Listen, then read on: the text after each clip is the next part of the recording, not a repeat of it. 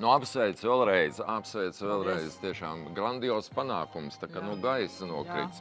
Kā jūs sajutāties, kad pirmo reizi sapratāt, uzzinājāt, ka esat laimējusi?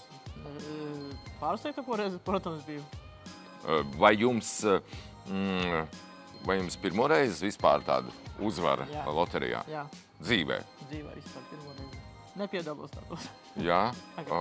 Bet kā jūs tomēr uzzinājāt par šo Tolmets loteriju? Aizvedu metāložus un iedevu. Nē, bet kā jūs uzzinājāt par Tolmets loteriju kā tādu? Reizeknē.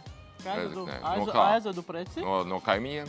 Nē, no paša Tolmeta. Varbūt ir plakāts kāds bija, kur kāds vīriņš ar tačku staigāja, ne? Tur bija izlozes lapiņas. Lapiņas, bet es tur biju virsū, jā, droši vien. Tur bija tāds arī džetka. Bija kaut kas, nu labi, okei. Vai jūs piedalīsieties arī nākamajā loterijā? Protams, ja būs traktors.